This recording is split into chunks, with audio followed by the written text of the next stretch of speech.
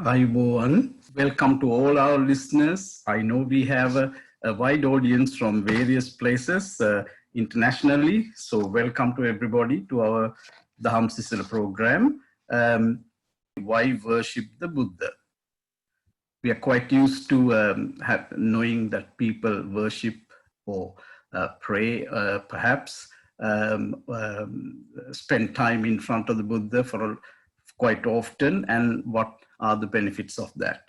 So today's program is being sponsored by Dr. Ruwani and Dr. Vijita Ratnayaka. And so a very, very important part of our program has to be the questions, asking questions at the end. So which reflects, which indicates that you have been thinking about it and it has benefited you. So please feel free to ask questions. Now the questions don't necessarily have to be on today's topic. It can be even on a general nature relating to Buddhism or life in general, where these ideas can help. There are three ways that you can forward your questions. The first one is through the chat. You can send us write down your query, or you can, at that time, you will be able to unmute yourself. I believe there's also a raise hand feature, either of those, but it's important, please do ask questions. Only other thing for me to say is that we have a sponsor for next week's, and our Venerable Sila Sumana will be participating in the program till the end of the month. So there's only a few more weeks beyond next week. So if anybody wants to sponsor, would like to, please forward that to us, contact us, and we can organize that. Namo Buddhaya to everyone. Good evening. Welcome to the 22nd Daham Sisila program hosted by our Milton Keynes Buddhist Vihara. We welcome very gratefully and respectfully two very eminent and very senior scholarly Buddhist monks into this panel of Dhamma sharing. Our most venerable Dr. Sir Sumanasiri Nayaka Hamdruo, as well as most venerable Dikwalle Sila Sumana Pandita Hamdruo.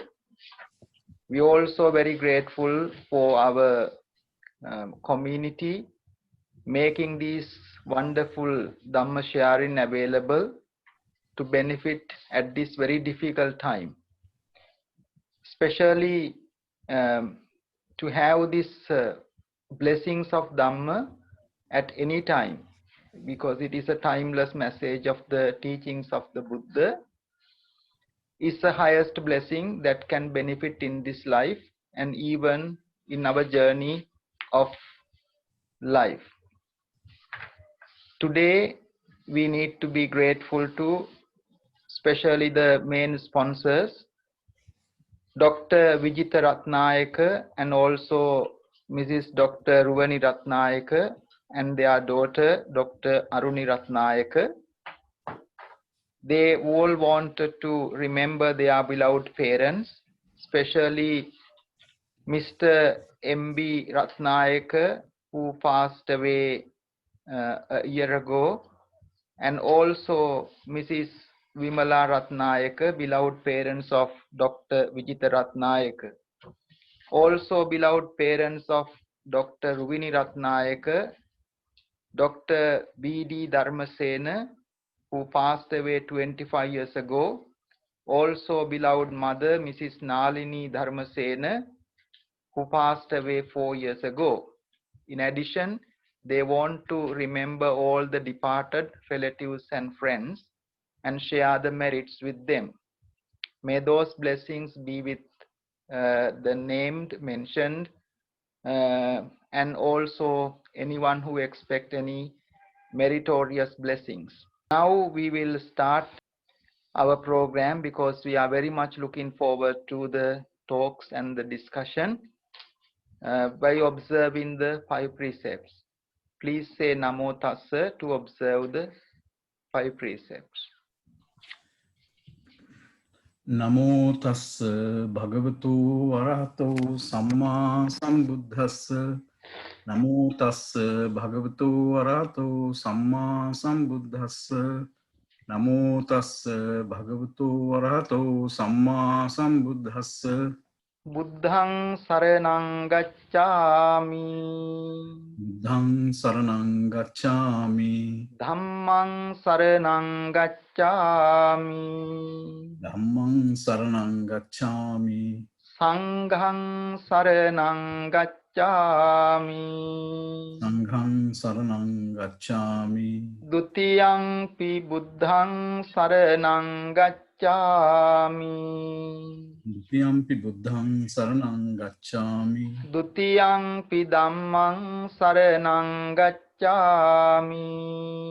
Dutiyampi dhammang saranang gacchami. Dutiyang pi sanghang saranang gacchami.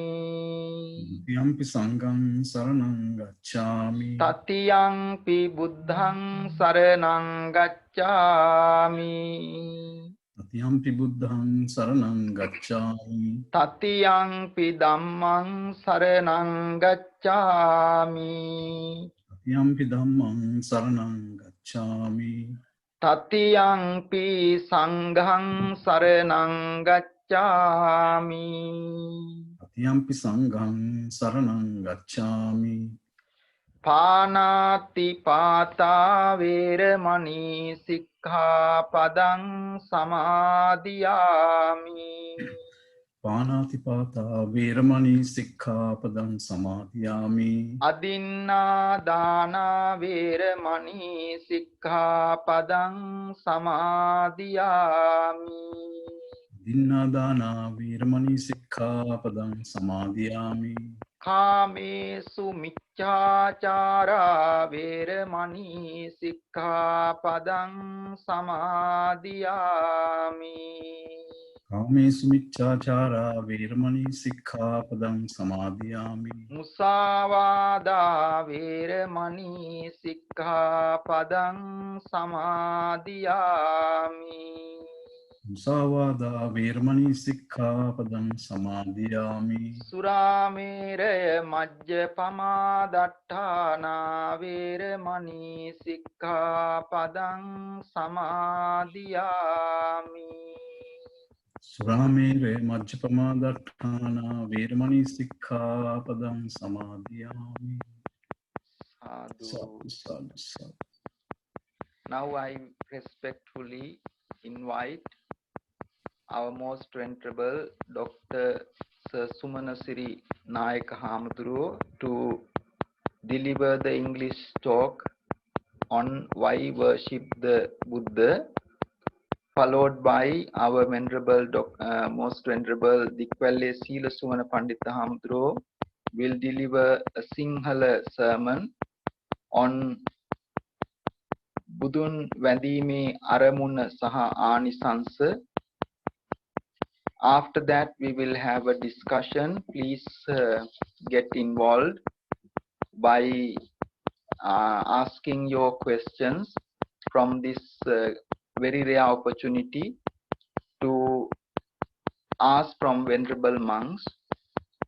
Now may I kindly and very respectfully invite our most venerable Dr. Sumanasiri Nayaka Hamaduro.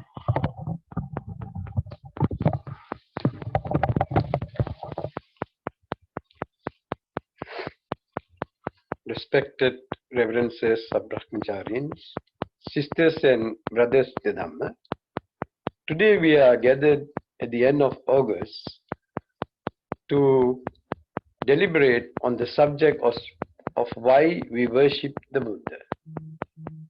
Someone suggested, why not call it venerate the Buddha? We don't say praying to the Buddha because the word pray has an English connotation which is different from the context of the Buddhist way of worship. When you pray to a divine being or a god by asking for some help in return. In the Buddhist way of worship, you worship the Buddha on his qualities and you try to emulate him, not just imitate him physically, but not necessarily physically at all, but to follow his great qualities so that you will be able to one day become perfected like him. To become a Buddha is not the monopoly of Gautama Buddha.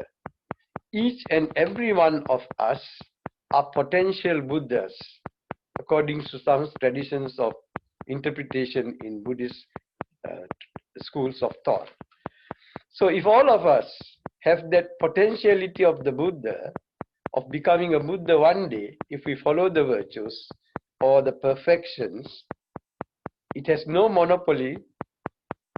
The same we could say of all good prophets in the world as well. They are also meant for the entire mankind in the world, not just to one race, not just to one region, and not just to one clan or tribe. That is why when we count world religions, it has spread all over the place. And in that form, one of the easiest way is when you have a figure to refer to rather than a concept. When the person, the figure, the form is given, the bystander or the normal uninstructed person who is not enlightened find it very soothing and easy to connect and understand. To understand who he is referring to and to explain to others, this is our master, this is what he has taught to us, this is what we can follow, like his qualities, using his life stories. We have 550 recorded Jataka stories and unrecorded stories also in many other instances you can find in the sutras and in the Buddhist traditions of other schools, which is scattered all over. Basically, what the Buddha has preached is about 40 times the size of the normal Bible. And that is 45 years of his preaching. Unlike Christ, who could just preach only for 2 or 3 years. So he had a great space, great time to express his Dharma for that very long time, 45 years. To such a Buddha, we worship. So as far as Buddhism is concerned, there are two parts which makes the religion complete as a religion. The question is always asked and confirmed by many without understanding what they are saying. Buddhism is not a religion, but it is a way of life. This is a very convenient way of escaping or not understand the real meaning of Buddhism, but a convenient way to compensate oneself from people asking too many questions. Buddhism is a religion. Who can say no? Because it has grown out of the Buddha's way of teaching and developed into many traditions. Buddhism is not just Theravada Buddhism. All sorts of Buddhism that is practiced in the world comes under the fold of Buddhism. So a Buddhist must understand there is no priority that one could give and think this is the only Buddhist way and stick to one Buddhist tradition. We are supposed to be brothers and sisters of the same religion. We must have good amicable understanding, which is called ecumenism. That is unity among the own religious traditions. Before we can have unity with other religions, we must have the unity among our own Buddhist traditions, whether it is from China, Japan, Korea, India, Europe, or America, or any other places. Today we have developed even this African Buddhism. So, therefore, all of us, our roads don't lead to Rome, our roads all lead to Buddha Gaya, where the Buddha was enlightened. So to that person whom we call Gautama Buddha, we have Number one, a rational faith from a religious point of view. Buddhism becomes a complete thing because it has this religious aspect. Faith is normally considered a thing, if it is mere faith, that leads to blindness. But here the Buddha qualifies the term, and he says very clearly, the faith that I want you to have is followed by reason. So therefore he calls it the path of rational faith. If we understand this, then we understand why we worship the Buddha based on this rational faith, not just mere faith. Mere faith has a tendency to make us more blind. Whereas rational faith, which the Buddha expected us to have, faith based on reason, makes us reject bhakti marga, mere devotion faith, but the path that leads to a higher kind of rational belief, and not to believe blindly anything. You are given the license to even investigate whether the Buddha is enlightened or not by the in the Vimansaka Sutta of the Majjhima Nikaya. So such freedom of expression and investigation is not given by any other prophets who are in the world to question the prophet. There are a lot of secret doctrines in many religions, but you don't have secret doctrines taught by the Buddha. Some others in the traditions might have created some fabrication which is not in line with the original teachings. So we got to understand that we must simply not believe anything for the sake of belief or faith, or just it is told because it is in the book or in the scriptures. We need to testify, we need to verify, we need to make experiments and find whether the idea is correctly given down. The second point that makes Buddhism a religion, not a mere religion, but something higher than that, is the path of wisdom. You have the path of rational faith, and then number two, you have the path of wisdom. The path of wisdom, it's something like the Jnana Marga in Indian tradition, whereas the rational faith in Buddhism is not Bhakti Marga. Bhakti Marga is mere devotion, as in Hinduism. We don't have that just mere Hindu type of devotions in the Buddhist tradition. Whatever little ritual we use to worship the Buddha, to worship the Dhamma, to worship the noble Arya Sangha, to worship even the living conventional Sangha, Sammuti Sangha, we use it as a path of guidance. These two, the rational faith and wisdom, entails in the gradual path. In the gradual path that one starts by being a regular Buddhist, by practicing the 5 precepts and going on step by step to perfect oneself in one's vocal actions and one's physical actions, you tame yourself by morality, which is called Sila. Sila purifies a person physically and vocally, but not mentally. It gives you the base that you become confident and that you are grounded so that you can purify your mind, your psyche, and develop your psychic developments as well. And this part, the gradual part, which is normally called in Patipada, Anupubba Sikha, Anupubba Patipada, helps one to train oneself to get rid of suffering. Buddhism is not a negative teaching of suffering, but a higher than positive realistic teaching of what we call the happiness of getting rid of suffering. Buddhism is a happiness agenda. And to achieve that happiness is the goal of every Buddhist. And the results, before we gain to the destination of Nibbana, there are many good things, different form of happiness that we can enjoy. For the lay people, Gihi Sukha, which means layman's happiness. For the monks, Pabbajja Sukha, monk's happiness. You enjoy monk's happiness doesn't mean you have already achieved Nibbana, not necessarily. But here and now in the world, different forms of happiness are being enjoyed by the Buddha, promulgated very well in his teachings, which lasted for 45 years at that time. By practicing Buddhism, one need not wait until the final day of the results, simply because it is a teaching for the here and now, not only for later, not for the past. As you go on, it becomes always a here and now matter. So some Buddhist tradition do not believe in the past.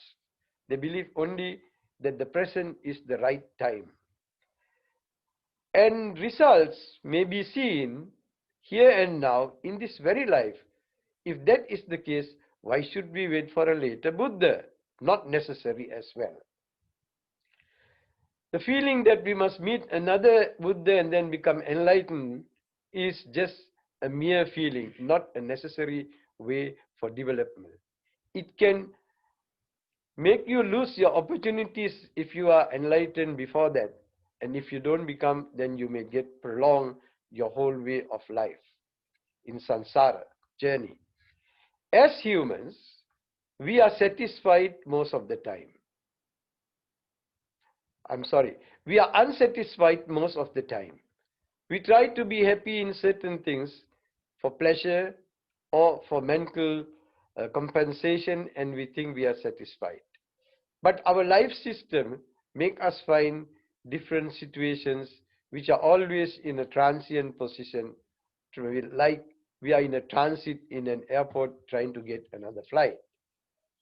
Life is like that. Those seeking happiness in Buddhism, therefore, have many options. As the teachings have been preached for a very long time by the Lord Buddha, our master, to suit all types and characters of people who seek solution to their problems. Why Buddhism can become universal? Because the Buddha's compassion was like that.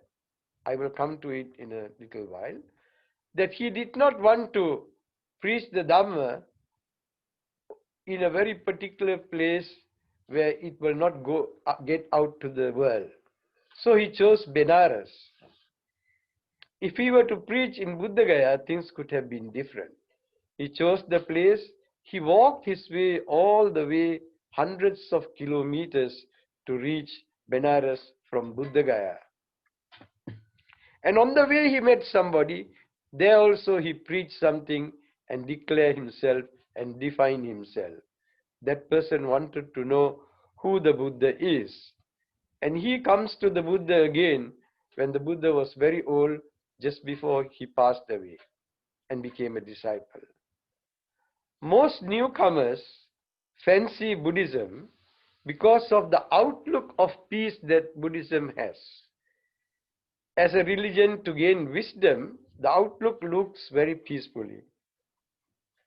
But certain unpeaceful actions done by individuals who claim themselves to be Buddhists may not always help this situation.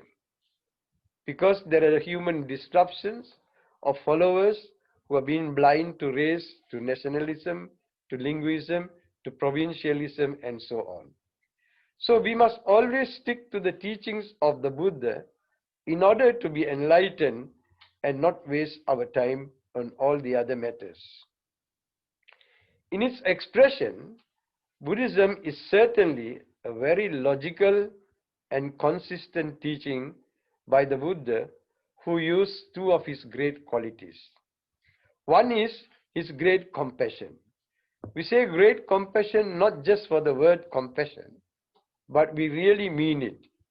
It's a different compassion where many prophets and teachers and great masters of the world were thinking of a particular crowd only, and they could cater to only a regional or pro-regional certain subcultures only. For a religion like Buddhism, it has gone now to all the 6 continents and throughout the world, to many countries. more than half the world understand Buddhism. That there was one time in the world when there were too many Buddhists, it was like 1/3 of the world was counted as Buddhists.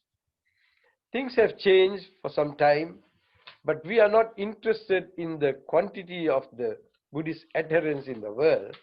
The quality, the sincerity in the practice, that is what is important. By understanding the great compassion of the Buddha, by knowing his life story, you could learn a lot of lessons.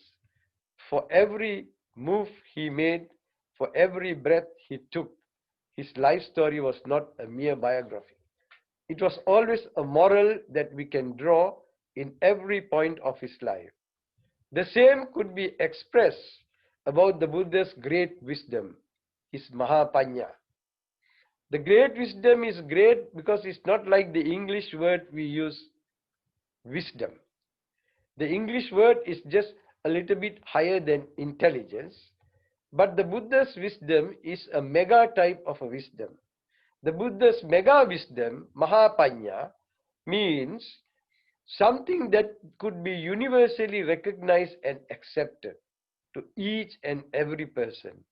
That kind of a teaching, that kind of a religion, that kind of a Dhamma, that kind of a philosophy, that kind of a ethical, moral reasoning is not found in every religion. So the Buddha, you can adopt from an intellectual point, but that is what many people like to do, especially in the West, and those scholars in the East, and others who want to see only from that aspect. That is why there is a misunderstanding.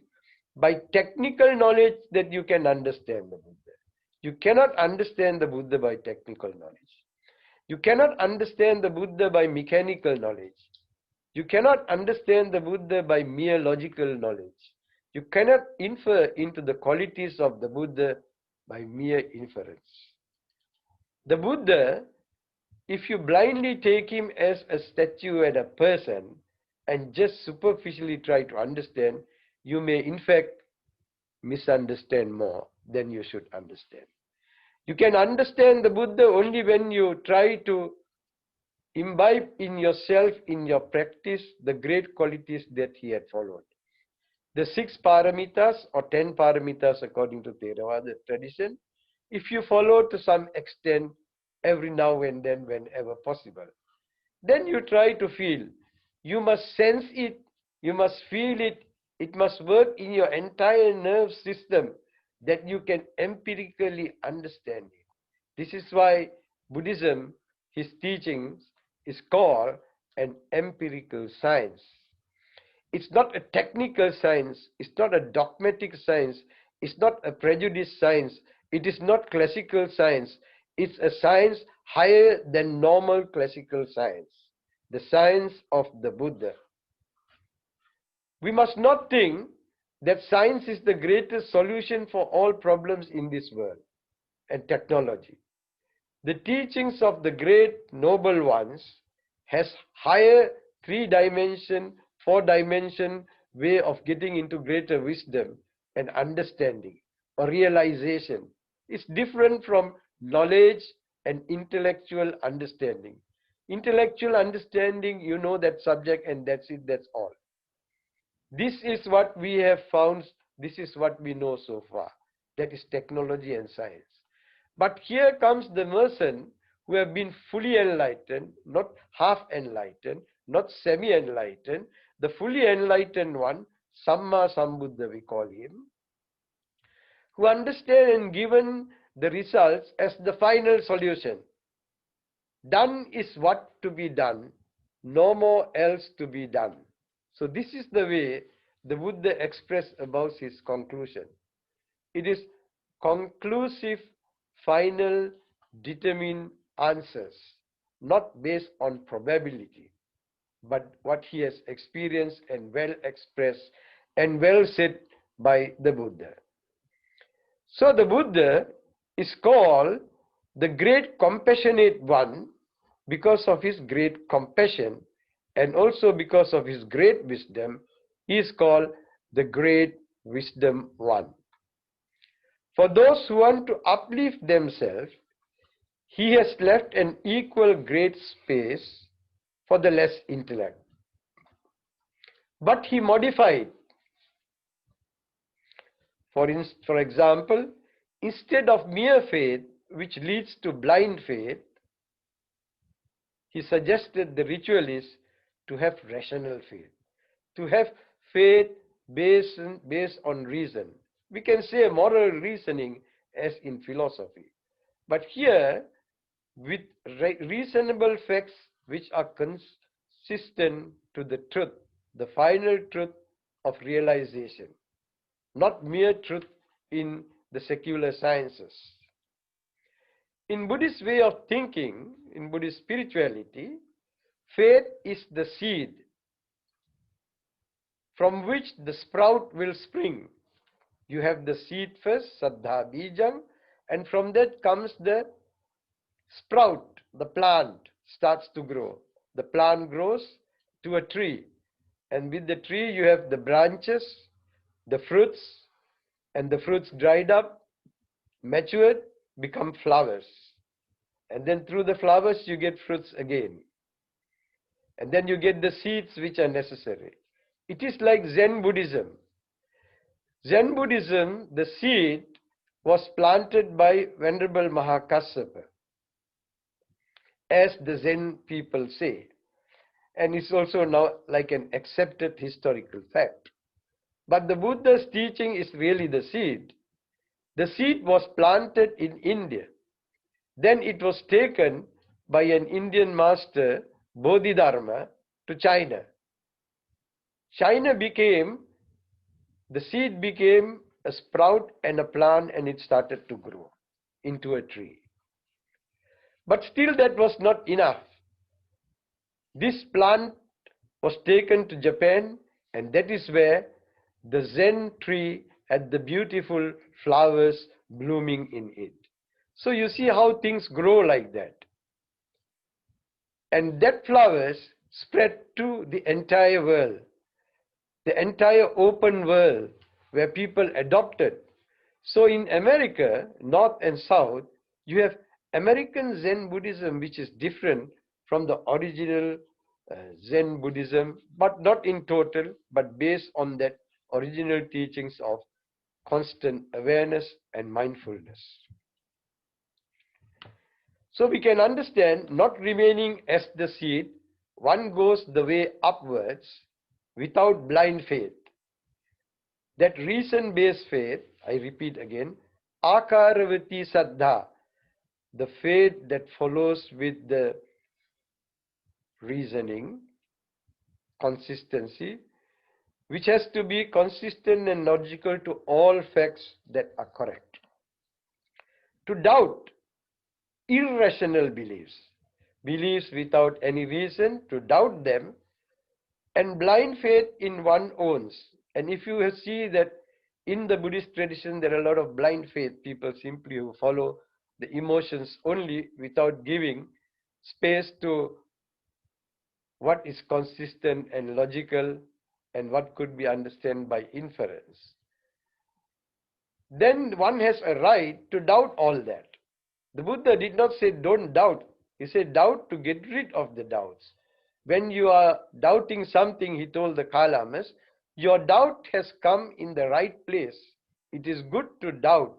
And we know from the French philosopher that doubt brings knowledge. So where you have doubts, you must doubt. It must be at the right place. Mere doubting can be bad. That's another story. Because mere doubting, whatever that comes, may lead a person to give up the entire system of moral values, which may not allow him to develop his spirituality. So don't think that you are smart just because you are a so-called free thinker as such. People will say, oh, we don't believe in a religion, but we believe in free thinking. We are free thinkers.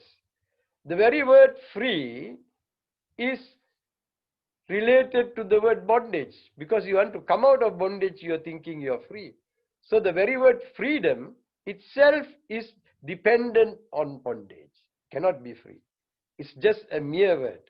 Those who don't believe in a religion and say they are free thinkers, that is their religion. But how do you just limit yourself in understanding religion? We have different forms of religion. Buddhism is a philosophy, a way of life, and it is also a religion. It is also a culture. If you take the great ocean, it's not only fish that live in the ocean. Whatever is found on earth, you have in the oceans also, or more beings in the seas than on land. This is said in the Sulavaya Sutta by the Buddha. Faith is not to be taken as a weakness of an emotional person, but the opposite of cowardice. Don't become a coward. Have faith to build up that confidence that you need. And when you have that confidence, you can gain understanding and develop it. By faith is the flood of defilements crossed over to end suffering. That's one of the greatest statements in the Yoga Sutta. When you have that real faith, you get rid of all the defilements by crossing the world of samsara to the other side of the shore. That is to Nibbana, where you end suffering and you can get the effortless way, the easy way, the smooth way, the way without ideologies, without fixed ideas, without prejudices, to get to the point of that. I want to tell you now how the flowers, when it bloom in Japan, a very famous Zen master story. How he could transform bad people to become very good people and finally to become enlightened people. In the Japanese Buddhist system, they have brought the training that they have got from the Buddhist faith as a religion and a practical thing in social application, so much so that you have Daihatsu. Daihatsu means great Buddha. The original word is Daibutsu. So it has come as a brand of a car or van or a wagon or name of lorries. You see, into technology, how Buddhism can be applied. You see the camera called Canon. Canon in Japanese language means the goddess of mercy, Avalokiteshvara, which you find all over the place in every Japanese, Korean, Chinese traditions. I'm not referring to Chinese, but outside China where Buddhism is well practiced. So it is a great faith that could be applied in life. Then you have very expensive women's garment with the brand called Kukai. Kukai is the sixth patriarch of Zen Buddhism who spread Buddhism in a very intelligent way. Intelligent in the sense, in a very wise way. Master Kukai was one day going through a forest. And as he was coming, since he is well known in the country in Japan, the robbers or the thieves who were living in the jungle saw him from afar. And they spoke to each other, today the person is coming and we can rob him, is a famous meditation master. Because he is a monk and especially a meditation master, there may not be many possessions in him, but we will take what we can take from him. We will let him go without beating him up or threatening him or disturbing his life. So as he came in, the thieves got hold of him. They blindfolded him for a while and kept him and start to take whatever little possessions he had in him. Left him with only his clothes that he was wearing as his Japanese robes. Now this master felt pity on these thieves and robbers, and he started to think, I must teach them something from their bad act, what I have seen. What he did, he sat down on a piece of rock up on the hill there and shouted and cried very loud. As he cried, the robbers who robbed him fully were amazed, and they told him, "Look, master, you are supposed to be an enlightened one's disciple, and people believe that you have attained this and that stage. You are the sixth patriarch of our Buddhism. And don't you feel shy to cry like a child, asking for what you have been lost, which way you are not going to get?" Then he said, "Look, children," he called them, "I cry not because you robbed me. I am not sad about that. But I am very sad because I am able to see what is going to happen to all of you." Then they were amazed, and they looked at him and waiting for what he was going to say next.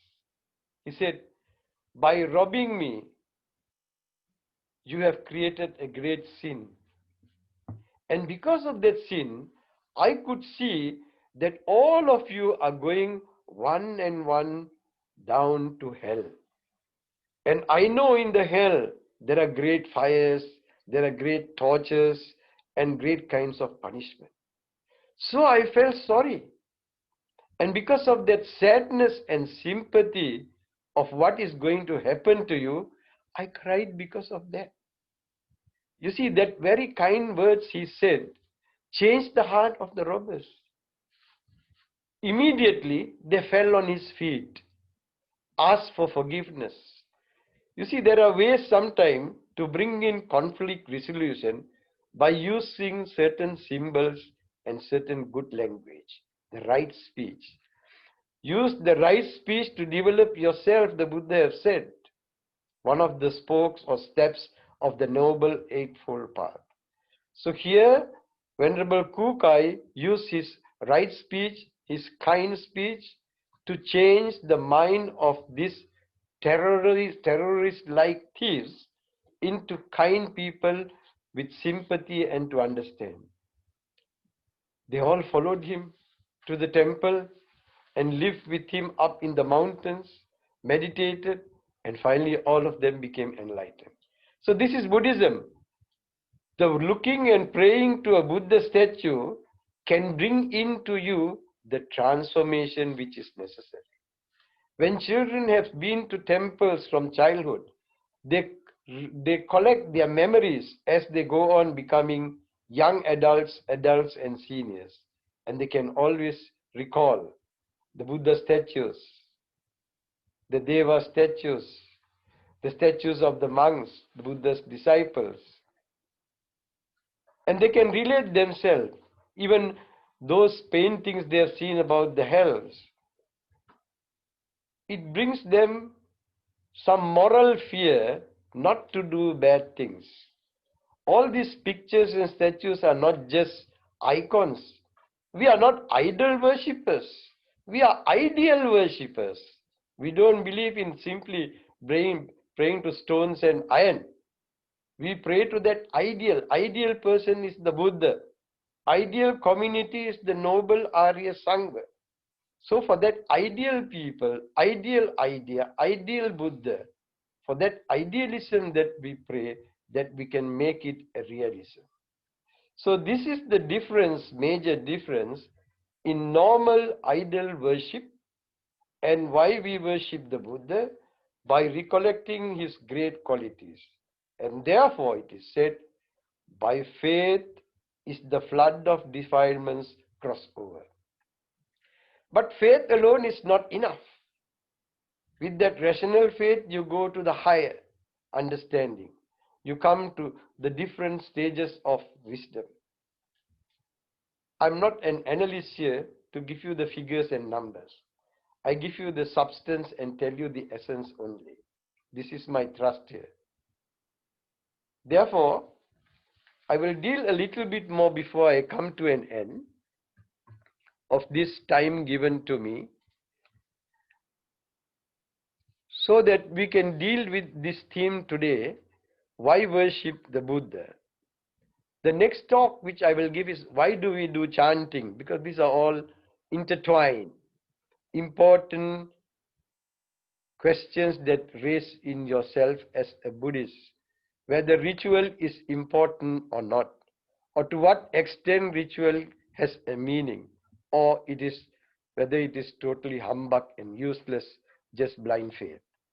Therefore, prayer in Buddhism is different because we don't ask favors, as I said, as it found in many religions and in many certain traditions without religions. Here, it is to respect the qualities of the master so that you can emulate him, follow his way of doing things, not to imitate him, not to simply idealize him, but to understand the ideal person called the Buddha. Buddhism is not an idealism. Buddhism believes in the statue. It believes in what is physical. Material is as important as mental. Buddhism is not a mental-based form of religion. We have to understand that. It's a realism. It goes beyond the mental, it goes beyond the material, beyond the physical. So when it comes to prayer or worship, we have to understand what place it has in our psychic development. Prayer is the most ancient form of religious expression. We worship the Buddha. We offer flowers. Why do we do so? Flowers are the language of love, of sympathy, of respect. In our offering, while we are appreciating the beauty of the flowers to such a beautiful person like the Buddha, who usually sits on the lotus. If you look at me, the Buddha there, surrounded by flowers and sitting on a lotus. We offer flowers to the man who taught us the art of life. He himself transformed into a beautiful piece of art. So that is why in Iran, ancient way of calling Iran is Persia. In the Persian language, whatever is beautiful, they say Buddh, because Buddhism was spread to Persia as well. Persians, Iranians came to see the Buddha when he was alive. It was just across the Indian border. There was no such thing as Pakistan. So whatever is beautiful, the Iranians even today use the word Buddh. It is Buddh, they say. The verse we use for offering flowers teach us the nature of life, of existence, and the real nature of what is impermanence. For instance, when you worship the Buddha with flowers, like the flowers behind me, you say, I honor the Buddha with these flowers, and may I attain release from suffering on account of the merit I receive. The merit you get, you are not just collecting to grow greedily to heaven, but just as these flowers possess of color and fragrance fades away, you see impermanence.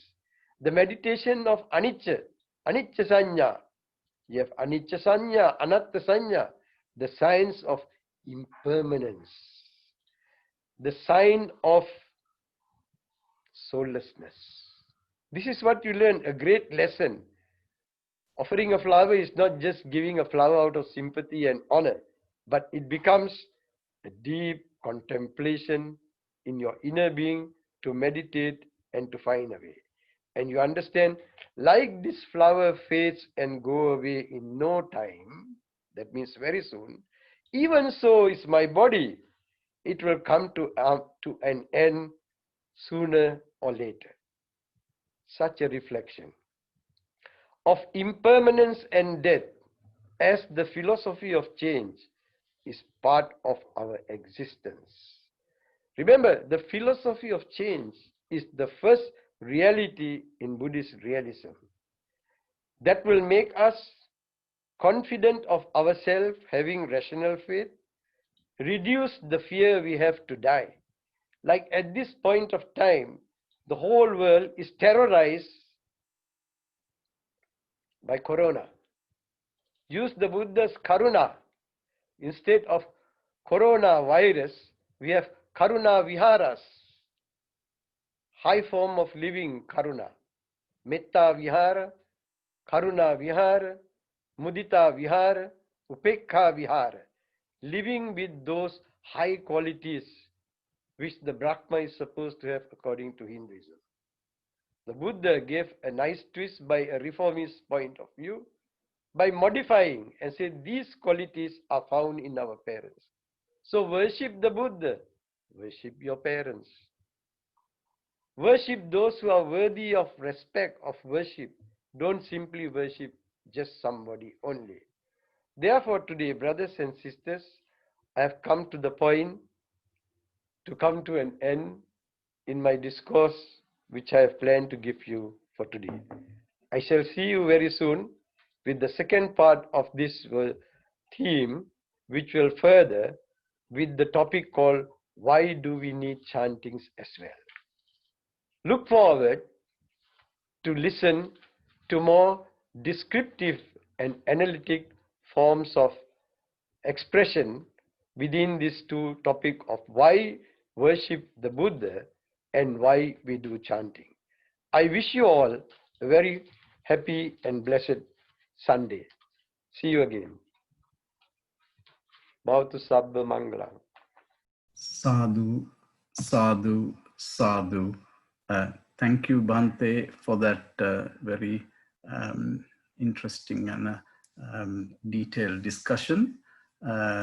So now I believe is the opportunity for to answer any questions on that first sermon by Dr.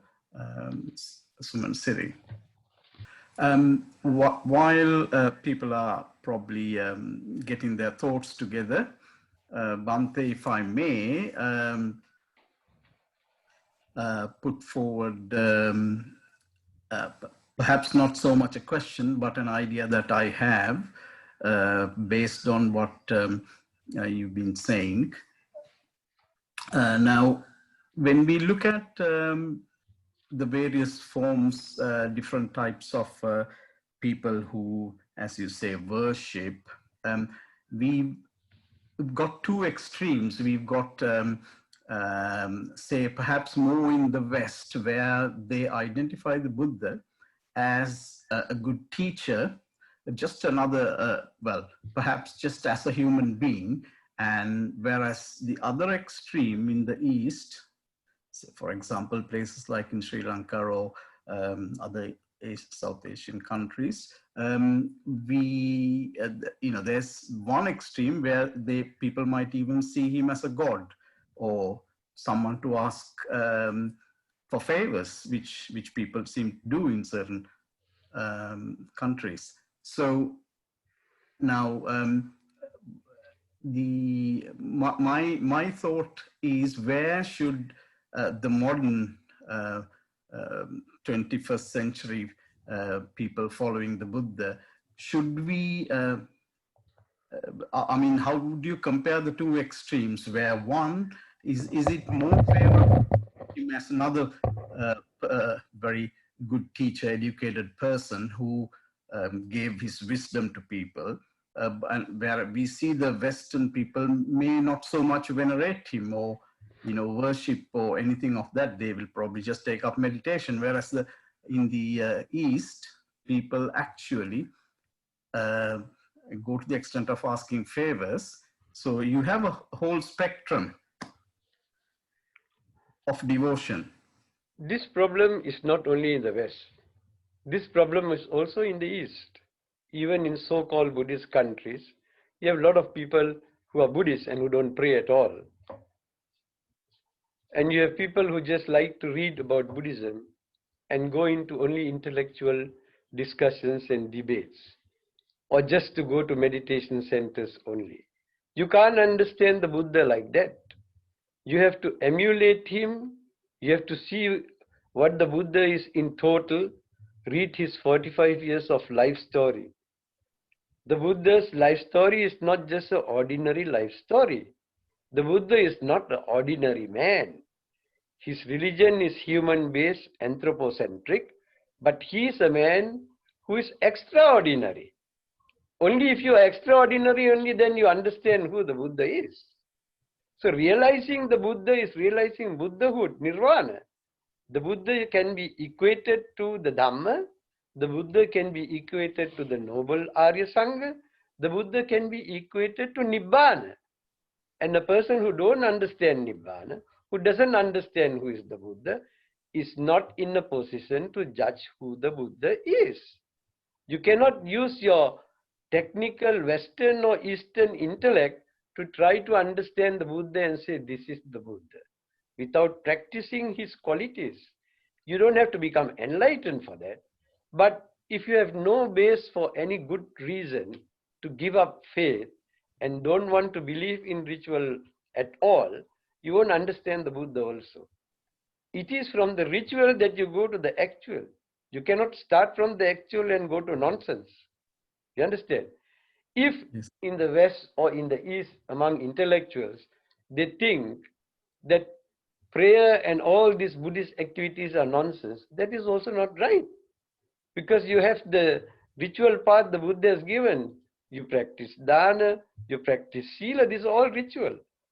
But like when you get to Sotapanna, you get rid of the ritual. Rituals all becomes useless for a Sotapanna. If you are still stuck on rituals, you cannot be an Aryan. You cannot be in the noble Arya Sangha. You cannot be a Sotapanna.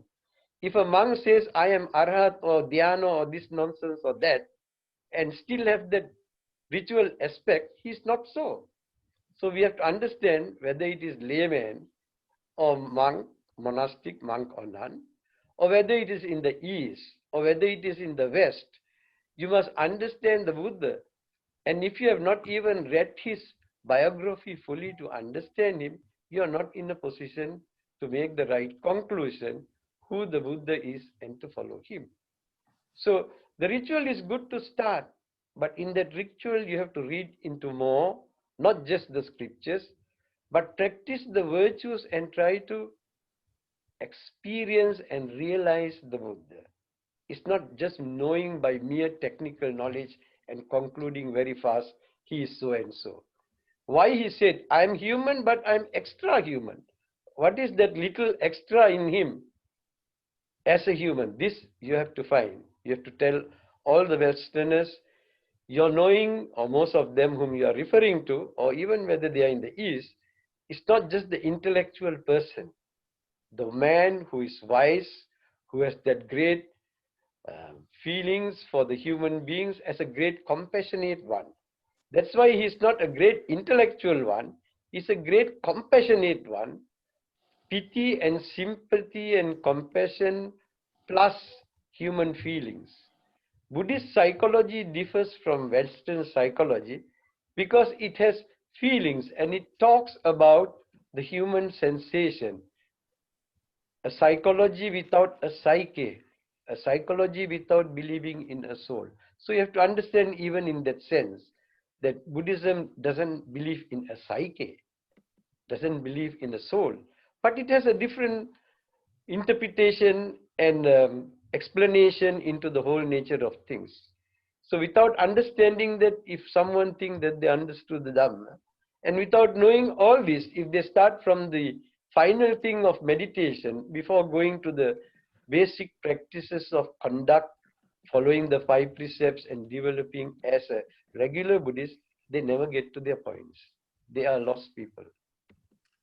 Thank you, Bhante, for that wonderful explanation. And I believe we have another question, and this one is from Priya. Of course, he would like, he or she, I'm sorry, would like to thank you very much for the thought-provoking sermon. And the question is, population in the world is going through a hard time. It appears that the most disadvantaged are likely to be the worst affected in terms of their health as well as economically. Here's the question part. Is this because of a collective karma, or is this another type of karma in action? I think this probably belongs to our former talk. We had a special sermon on karma, but if Bhante would very briefly like to give an explanation, as since we've got another Sinhalese sermon to go on, so we would like to move on. So if you would please answer. But why didn't they ask that question when that sermon was given? It would have been proper at that time. This is the problem. We would give the same answers because we have understood these facts as not everything is not because of karma. Certain things are because of human error. Certain things are because of human creation. If China created this in Wuhan in a lab, it's not the karma of anybody. And not everything is because of past karma. One of the ideas that Buddha rejected, not to be Buddhistic idea, is to believe that everything is because of past karma. That is not Buddhism. That is against the Buddha's teaching. Refer to the Brahmajala Sutta, where the Buddha rejects the 62 kind of teachings of that time. To believe that everything is because of a karma is a wrong idea by itself.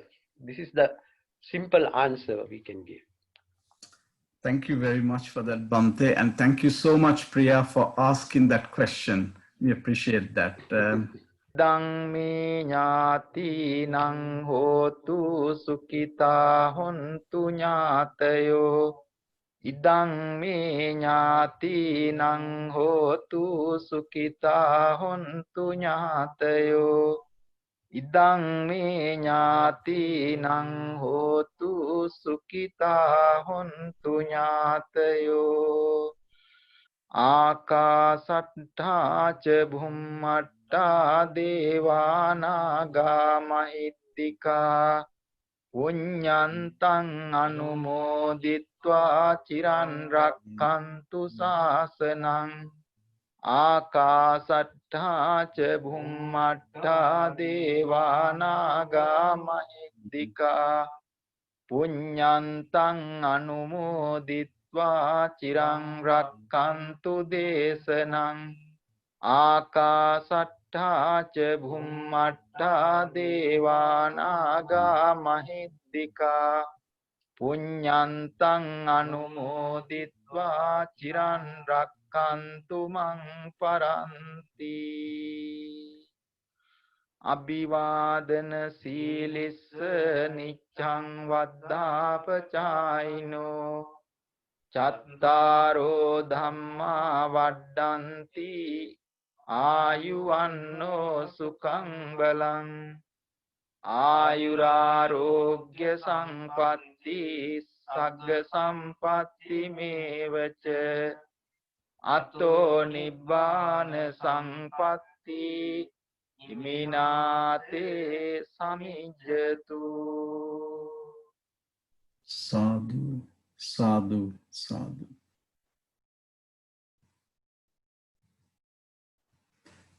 අපි එහෙමනම් කවුරුත් ස්වාමීන් වහන්සේලා වඳින ගාථාව එකට කියමු. ඕකාස වන්දාමි බන්තේ මයා කතං පුඤ්ඤං සාමිනා අනුමෝදිතබ්බං Samina katang punyang maihang databhang Okas dwarattena katang sabbhang Achayang kamatame bhante Okasa kamami bhante Dutiyampi okasa kamami bhante Tatiyampi okasa kamami bhante